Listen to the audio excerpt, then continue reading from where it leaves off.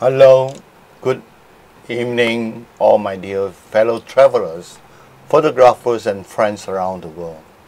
Chris Lee here. Today I'm going to introduce you another travelogue of mine. It's actually the last episode of my first season of my travelogue to Iran. And I'm certainly equally excited to share with you today another very important city, a city that has been claimed by most visitors that have visited Iran that it is a city not to miss. And the city today I'm going to share with you is the Yezd city, a city in central Iran. So as usual, this is a map showing the location of Iran in the Central Asia. And we will then go to exactly the location where we are going to visit. You can see that the arrow sign pointing to a city, the Yezd city, exactly at the center point of Iran. It's actually another desert city of Iran. And before I go further, and I want to bring to you this map again. You can see at this point, you can see that where the Yezd city is right at the plateau, alright, as not only in central Iran but also at the plateaus, and it's considered also a desert zone in Iran. So let me share about some of the background of Yezd city. Now Yezd is the 15th most populous city of Iran with a population slightly above 500,000. It's a historical as well as the desert city located at an altitude of 1,216 meters above sea level, as you can see from the map I just shown you. Now this city has a long history, was founded since 3rd century and is highly regarded as a pearl city of deserts. Due to its high value of Persian architectures, this city been awarded the UNESCO World Cultural Heritage Site in the year 2017, only very recently. Now this city is full of urban architectures, mud brick houses, astonishing ancient monuments, and the amazing cooling system, the wind tower, and the underground storage chamber. And for this reason, is also sometimes referred by tourists as the city of the wind catcher. I have actually introducing you the wind tower during my first episode of this travelogue to Iran, and today in this Yezd city you can see the abundance of this wind tower in this particular city. And the city is rich in Zoroastrian cultures, and thus well known for its Zoroastrian Fire Temple. Alright, so a visit to Iran must not miss this central Iran city, the Yezd city.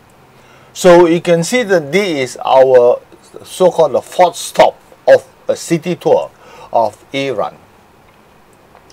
And here is actually the old city district in the Yezd. We are fortunate our accommodation is right at the old district area, so that we can stroll around the old city during our free times, particularly in the afternoon, and then during the evenings we are looking for our meals between the Yezd city. And we did enjoy our Iranian meal in this city too. So you can see that in this old city that the buildings, the street is crossing, zigzag crossing, and they're cutting through buildings, and when they're cutting through building itself is in a form of tunnel, whereby above the tunnel is actually is the first floor or the highest floor of the building. So you can see from this picture there's quite many tunnels within the old city district. And of course all the streets are paved, right? Stone paved. A very clean, very nice ancient city, and also a city which is full of Zoroastrian architectures. And this is one of the typical mosques that have fairly flat domes. And most of the buildings in this yet city are constructed of mud bricks. So the colorful architectures is hard to find, but instead all the reddish or clayish looks buildings are everywhere in abundance. So you can see how skillful is this brickworks in this city. You can see even the above of the arch is completely built of brickworks. This is actually one of the passageway leading down to the water storage chambers in the Yat city. Don't underestimate this. This actually is fairly deep water storage chambers. A closer view, you can see you can't even see the end of this leading stair to going downwards underground. And why I say this is rich in Zoroastrian architecture, this is actually one of the very typical symbols of the Zoroastrian cultures, the traditions. When you see this, you know very well there is this family. In fact, this is at the doorway, and we know that this family is a Zoroastrian family.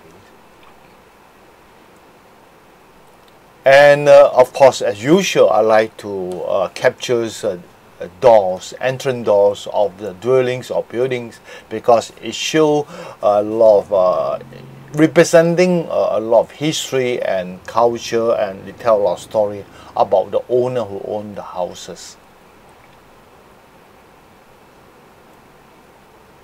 So sorry that is moved a bit fast. You can see here that this is an old street. You can see still a lot of Zoroastrian sign, and from this you can see that just now I showed you the stone sign. Now you can see that this is actually a painted sign right at the doorway above. So you can see that in this old street itself, you can come across a lot of families, and all are Zoroastrian. This is again some of the door and showing that the aging of the building. And there's something I would like to share with you when you travel to this part, or even to most part of Iran. You can see at the doorway there's a doorknob for you to knock at the door and to tell. Just in Western country we have doorbell, but over here there's no doorbell. They have these two unique metal pieces that's a stick on the wall or on the door leaf on left and right. They all mostly are in a form of pair door, and they look differently. You know, you can see that it's not identical. They actually is different. You know, and if you have been visited to Iran, probably you know there's a reason for why they have this form of doorknob. And why don't you give a guess why they have two different type of doorknob on left and right? But to share with you more, I want to tell you that as far concerned, if you are a male visitor, when you are visiting this house, like look at these pictures, you should use the doorknob on the right to knock at the door. But if you are a lady visitor, you use a doorknob on the left to knock at the door. Because the construction is different, when you knock at the door, it gives you different type of sound. And the owner in the house, they will know exactly the visiting visitor is a male or a female. Because Islamic, maybe the religion requirements that for a lady visitor, normally they will expect the lady to come out to welcome. But if a male visitor itself, probably the male visitor to come to welcome them. They're using the doorknob, they're creating different sound, and from the sound they're able to distinguish the sexes of the visitor. And this is the reason why they have two different door knots that always come in these patterns. Of course, it's not as identical in the picture. It can vary from picture, but you will see that it's something quite similar in the picture that I've shown you. And this is one of the late evening shot that we passing by one corner of the old Yat district, city district. You can see that some of these dwellings have been abandoned and it's run down, and nobody's staying there anymore. And this happened to be some street photography I've taken along while going around the old city center. You can see that they still have very, very high value and intricate architecture styles presented in the building, the entrance doors, and so on and whatnot. And I just very curious about this called Alibaba Traditional Hotel. It's actually a hotel sign, and it recalled me about the giant rich man in China, Alibaba, the owner of Alibaba. Okay, now I bring you to a very important place where is the fire temple. Now, and the name of this fire temple is Atash Behram Fire Temple. And you, from the image itself, you can see right at the top edge of the building, you can see there is a bird's sign. You know, there's a, which you just now you see in some of the owner house entrance at the sign, and you see the same sign now in this fire temple. This is actually the Zoroastrian sign. Now, Atash Behram is a Zoroastrian fire temple located in the city of Yat. It's built in the 1934 and in Persian Achaemenid architectures. It's a term fire temple because the temple maintains a holy fire in a large bronze funnel, non-stop burning throughout the years. Visitors to these temples, right, could view the fire behind a glass screen. A person is assigned to take care of the fire on shift basis non-stop. It's believed that there are only 9 fire temples left in the world, and 8 of them happen to be located in India, and the only fire temple that remains in Iran is this fire temple that we are visiting.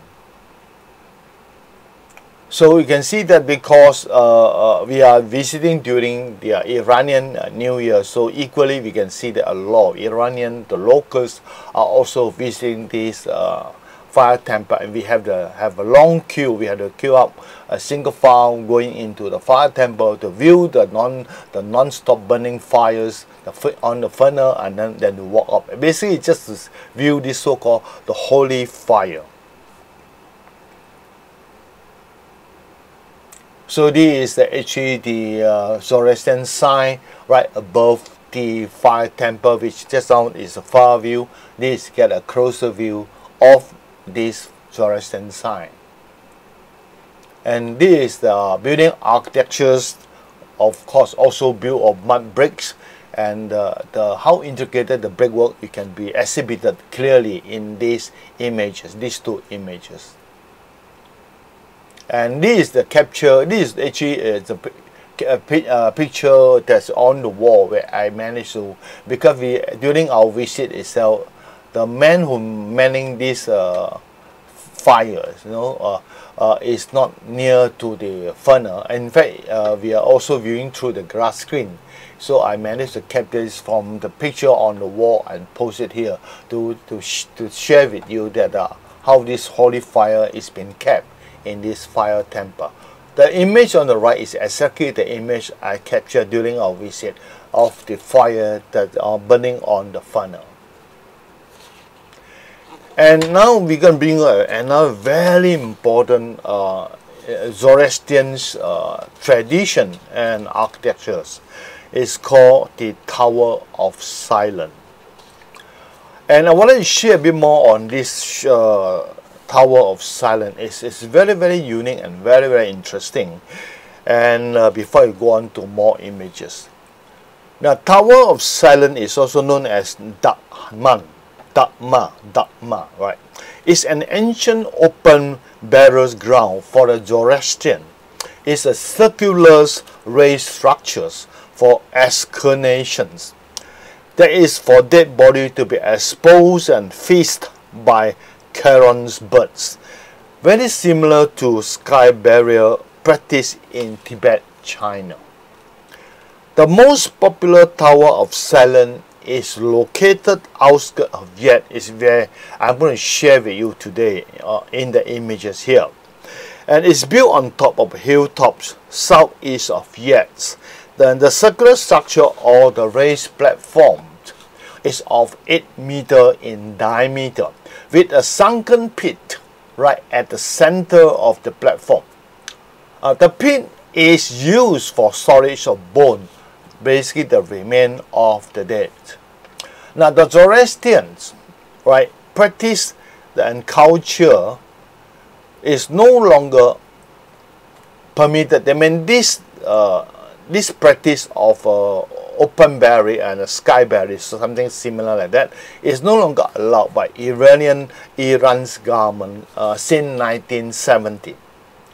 The ancient Zoroastrian believed that the dead part of the human physical bodies are impure and unclean, or nasu in their words. As soon as the breath or the spirit or the soul left the body, it's become a pollutant as it's been contaminated by the demon.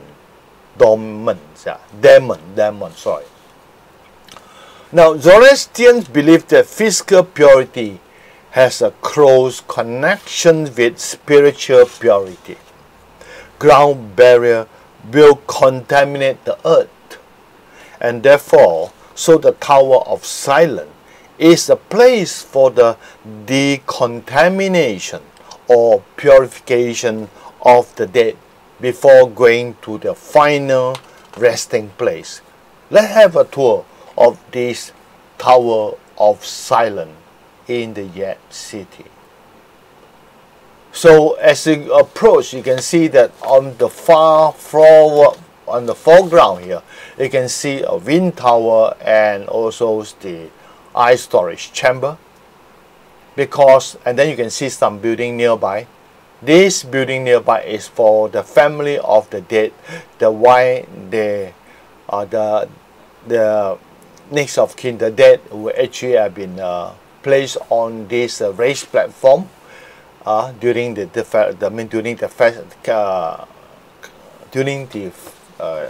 practice or the open burials. They would then stay there for a few days, and they had to rely on some cold storage place to store their food, and also they live nearby. So the building are together for those family of the dead. Well, the dead body will be right at the hilltop at the far end. You can see the round structure raised above the ground.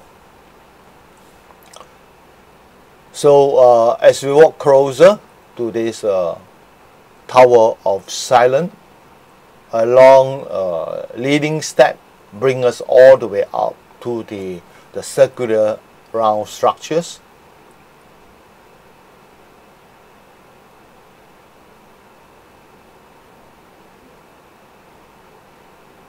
And in this so-called the Tower of Silence, we notice that it's not the only one. They have two, right? And this is one of them. And I was told that many years back, the male and female, they do not place at the same place. That's why they say this is for the female and the children, and the other one is for the male. These are the buildings at the ground levels.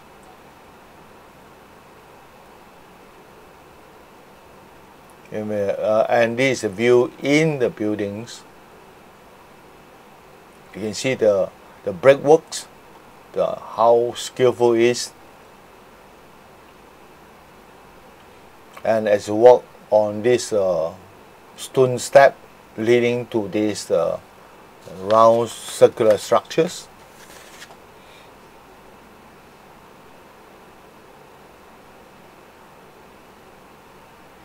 And when about to reach the top, this when we will look down, you can see the Yet city is at the far end, and surrounding this Tower of Silence is basically deserted.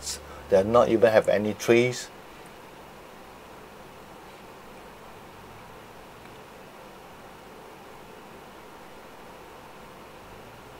And now we're right in this circular raised platform, and you can see there's a pit right at the center, and at the insert itself as an arrow view, you can see that this is actually the raised platform, and exactly you can see the hole is right at the pit is right at the center. As I mentioned, this pit is for the storage of the remains of the dead. So we walk closer to this circular pit, and it's about 1.5 to 2 meters in depth. So this is some of the closer view of the building below. This is surrounding view. And in fact, at the building, the structure, the so-called structure right in front of this image is actually a water storage area. I think it's like their reservoir, water reservoir, underground water reservoir. And this surrounding view along surrounding the Tower of Silence, when we're at the top of the hill. And I'm going to move on to another very interesting complex. It's called Amir Chakhmaq Complex. It's also a must-visit complex where you will visit the Yet city.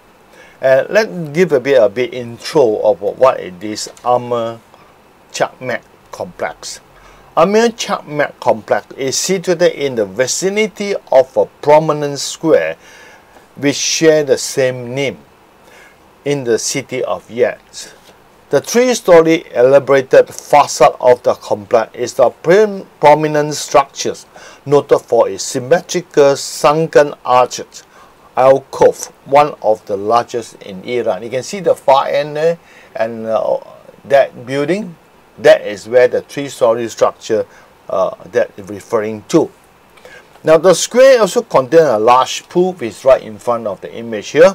A mosque of the same name as well, a caravanserai, a tahyat, a bathhouse, a cold water well, and a confectionery that within this square.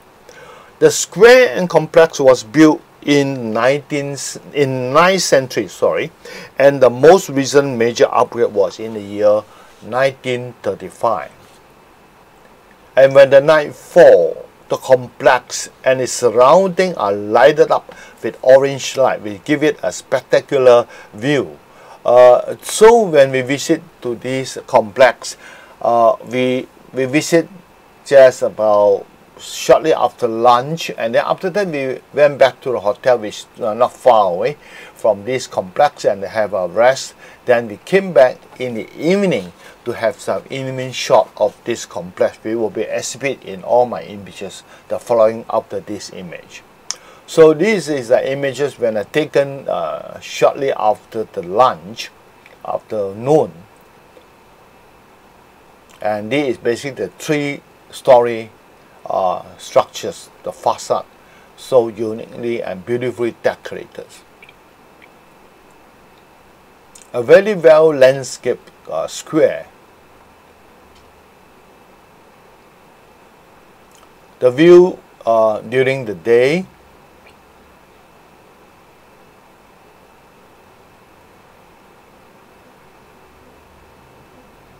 And you can see all this wind tower.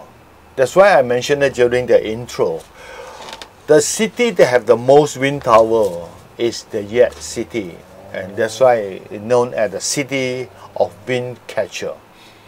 So in this case, this is the octagonal shape of wind tower.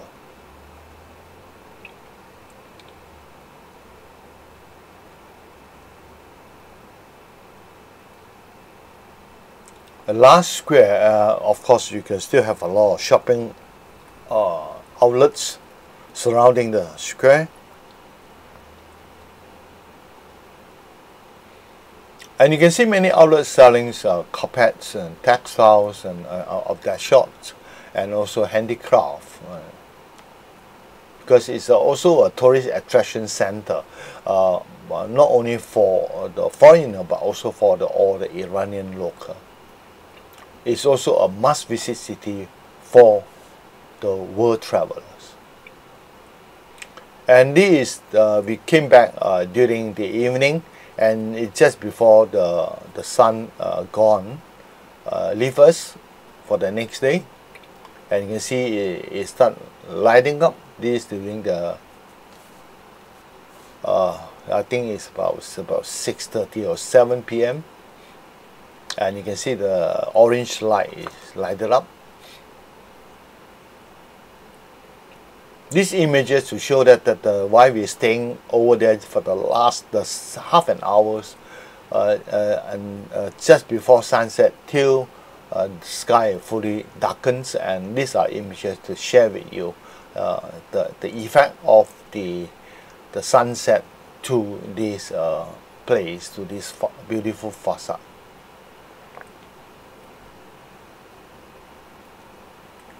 As it starts getting darker,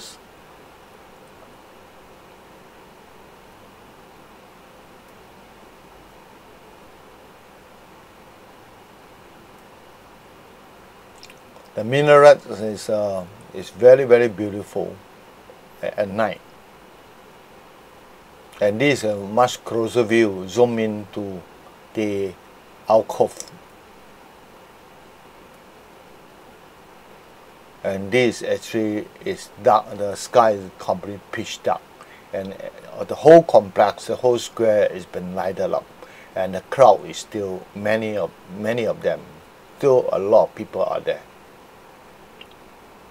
It's packed.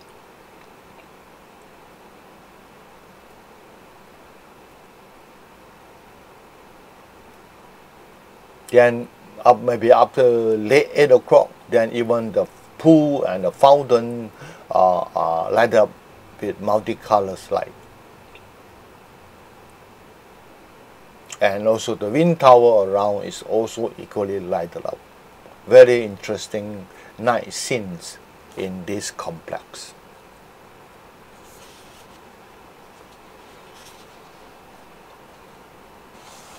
Right, so we can see that the night view is very, very spectacular and beautiful, and not to miss. If we visited it in daytime, you must come back during the night to capture the night scene. Now I will bring you the last one. Is actually a resident, a so-called Persian residential building, which now had turned into a hotel. And the name of this hotel is called Moshe Al Mamalik Hotel Gardens. With the name Hotel Garden, it will imply that this hotel, this residential building, have a beautiful gardens. And this hotel garden is well preserved, and at the same time is well landscaped. With running water, canals, and fountain is one of the main attractions. The other main attraction is the elaborated decoration in the dining hall, whereby we having our lunch there. So I'm going to share with you some images taken at this landscape garden hotel as well in the dining hall while we're taking our lunch, a buffet lunch.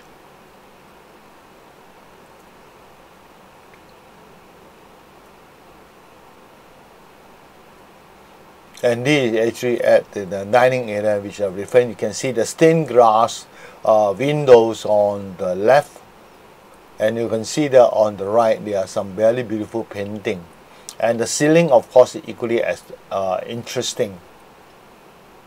And this is a typical Iranian architecture style, you found in most buildings.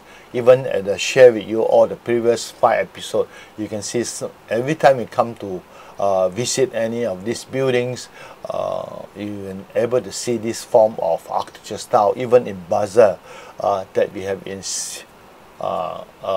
this all the earlier cities that I've introduced to you, the Shiraz, for example.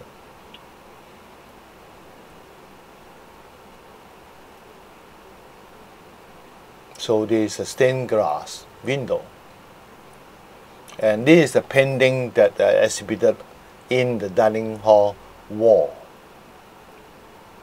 Okay, so this is about the last episode of the first session of my travelogues to Iran. Of course, our journey to Iran is not just stop here.